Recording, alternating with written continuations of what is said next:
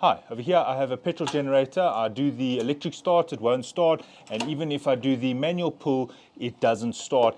It has a blocked carburetor. In this video, I'll demonstrate how to solve that problem. Right, to get to the carburetor, I open the filter cover here. I remove these filters.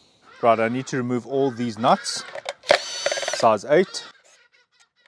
Right, once you've removed all these nuts, you can remove the inner piece here. It peels out.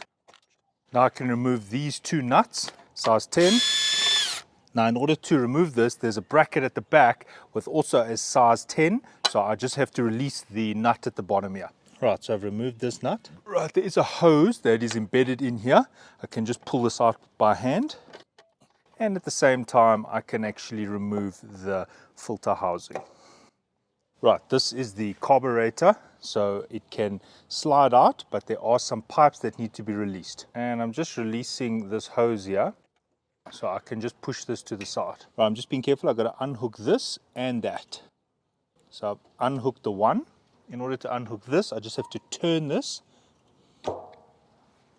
Right, so I turn that and then lift that out. This is the fuel hose. Make sure your fuel tap is off. And I can remove the fuel hose now. Now this one has a solenoid and it is crimped here, so I have to unscrew these 2 to remove the solenoid. Right, I take my star screwdriver and I unscrew these 2 screws. And one at the bottom.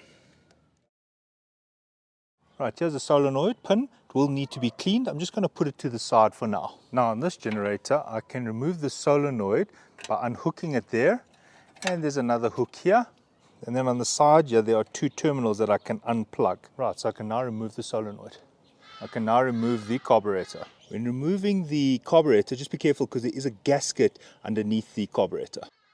Right, and I have the carburetor in hand. The first thing I'm going to do is clean the outside. I like to use enamel thinners as a cleaning agent.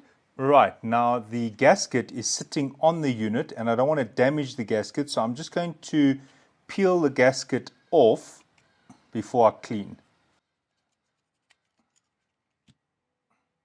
Right, now I need to clean the outside of the unit. So this is enamel thinners, just cleaning the outside. Right, so I've cleaned the outside with the enamel thinners. It did a pretty good job. Right, so this is where the fuel sits.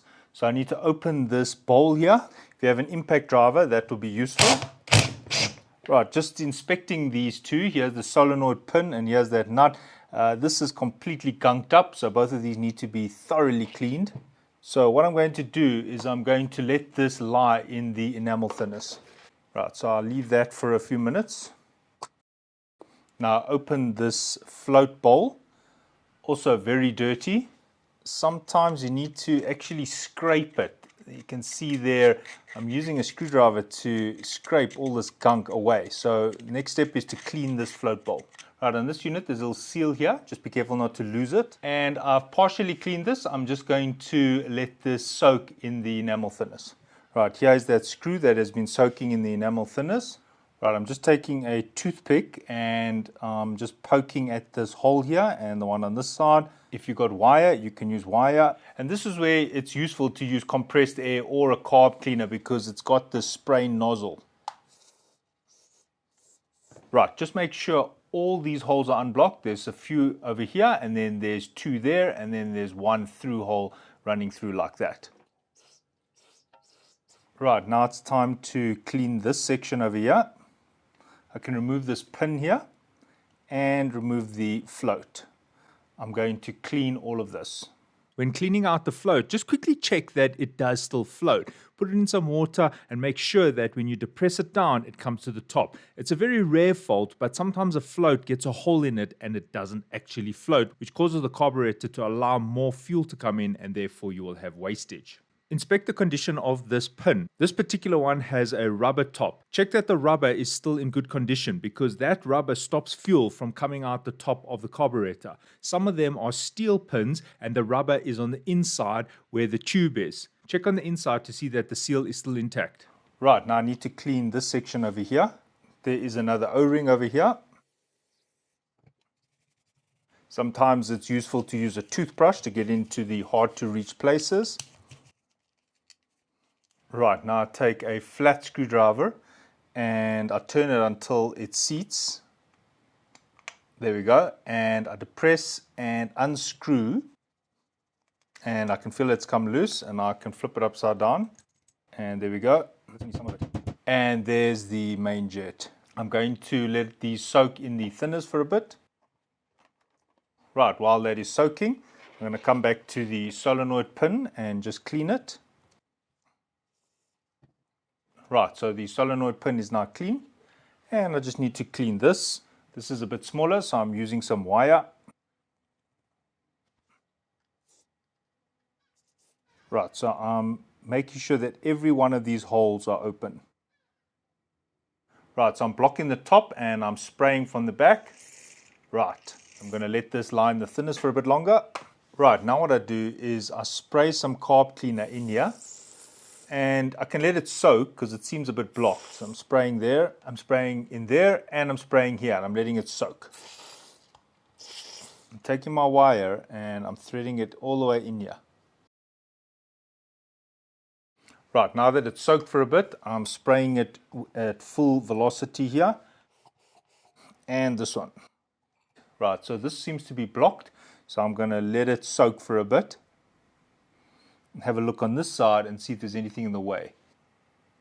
Now in my case it seems to be blocked, so I'm just putting some wire in here because this is where the spray is supposed to come out. Okay, there are 3 holes here and I'm just putting my wire inside here because they were not spraying when I was using the carb cleaner. Right, so I'm going to spray the carb cleaner and I should see it come through there. There we go. Now they're unblocked. If these pores are still blocked and the spray is not coming through there, take compressed air and blow in the holes. If you don't have a compressor, you can also use a blower. If you see mine, it's got some dirt built up here. I'll need to clean this dirt out. Just make sure that the flaps can move quite easily. And the choke side can also move very easily. Right, the next step is to open the screw. Right, so I'm just going to remove this jet. It should come out easily. I'm just taking some pliers here on the side and lifting this up. Right, so this has to be cleaned. I'm just going to let it lie in the thinners for a bit. Right, so there is some dirt there and I don't want it to fall in, so I'm just turning it upside down and I'm using my toothpick. Right, and now I'm going to spray in here. It's supposed to be coming out here. It seems to be a little bit blocked, so I'm going to just use a blower, blow it out. Yeah, now it's coming out. There, it's not only coming out now. And I'm going to spray in the other direction. Right, so I'm reassembling, but before I do, I'm just cleaning this last piece here. Cleaning there and there. It is completely clean. Now I can insert this. There's a very important step here. See, if I put my wire here, right there, I'm showing the wires moving through that side there. So that means that that hole needs to be facing that wire. Now, in this case, it's quite easy because the top has a oblong shape. Now I'm returning that. I'll just give it a tap. Right, so I'll just tighten this back to the way it was. It's just to hold it in place. It's not supposed to be very tight. Right, now I return this. Notice the orientation. Make sure it falls all the way in. Now I put the nut there. I'll secure the nut. Make it a little bit tight. Right, so I'm returning the float. Right, so I'm returning the float. Just make sure your O-ring is still in good condition. Just making sure there's no sediment on here. Right, so I return this. Notice the orientation. Right, there's a seal that sits over here. This seal is no longer in good shape. I'm going to replace this seal. I have an assortment of O-rings here and I'm just going to replace the worn O-ring. Right, so this O-ring seems to fit nicely and I'm just going to wet the shaft so it doesn't grab on the shaft when I'm turning it. Notice I'm just gripping it like this. I'm not making it very tight. And there's another O-ring over here which is completely flush. Right, there's the old O-ring. So I'm going to remove this and replace it with a new O-ring. There's the new O-ring and notice that it is proud. It has a profile. That's going to provide a better seal. Right, before you return your solenoid, you can test it. Right, before installing the solenoid, there's the resistance at about 8 ohms. I just measured between the 2 leads. If you want to be 100% sure, you can take a bench supply. I've set it to 12 volts and I have the positive on the one lead, and when I put the negative here, you can see how the solenoid is operating correctly. It's important to know which way the solenoid faces so you know which way the wire is going to travel. I very gently wipe any sediment off the old gasket. If possible, renew your gasket. Right, so this is now ready to go back on the generator. Right, before reinserting the carburetor, just wipe down all the components that are around the carburetor. Do not let any dirt fall in that hole. Right, the gasket is still sitting here. If possible, replace with a new one. Right, I'm reinstalling the carburetor. Right, so what I need to do is I need to hook this inside this flap here. So I open the flap fully and then I pull on this till it lines up. So I've opened that fully. Now I need to pull on this and there's a little space and then I seat it in there, but I do have to depress this a bit. So I'm not bending it, so I do have to press on this a little bit to get it in there, and then I can let it reset. Now the wire spring one, there's a little hole on the edge there, so I've just hooked it in there. Right, now I'm going to put the choke in. Just clean these surfaces because there is a gasket that goes here. Right, so I'm returning the gasket and now I need to return the choke mechanism. I've just released this pipe from the side here, which I'll return just now. And what has to happen is this is the choke. So this piece over here has to get in there. But importantly, do this with the choke closed. So this comes out. I put the pin in, then I put it over the screw holes. Right, I'm quickly checking the choke mechanism. The flap actually opens more, diluting the fuel-air mixture, which means it'll run leaner. When I pull the choke out, that's when it's time to start the generator.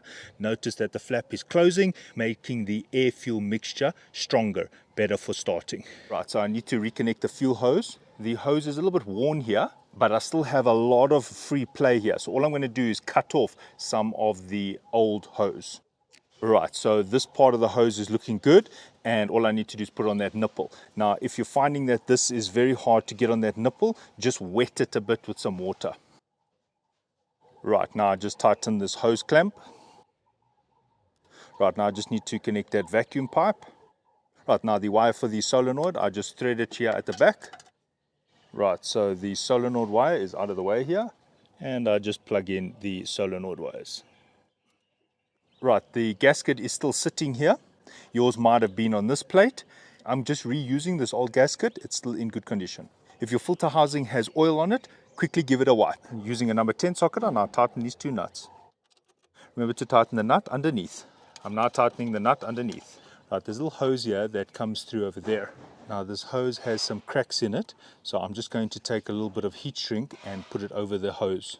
Right, there's the heat shrink over the crack, and I'm just going to use a lighter just to heat up the heat shrink so that it's tight around the pipe.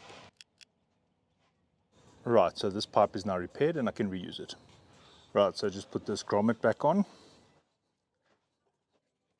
Right, so I've seated that side and the other side comes through there. Right, now return the plastic inner. Make sure it's seated correctly. The grill side goes to the top. Make sure the seal is completely clean. Return all the nuts. Right, I put the filter here. If your filter is oily, you can clean it with enamel thinners and then just let it dry. I then return the filter cover. Note this part over here goes to the top. The vent is at the bottom. I flap the clamp down and pull it back. And I do the same on the bottom. And I open the fuel tap. Right, so I'll pull the choke open. I turn the switch.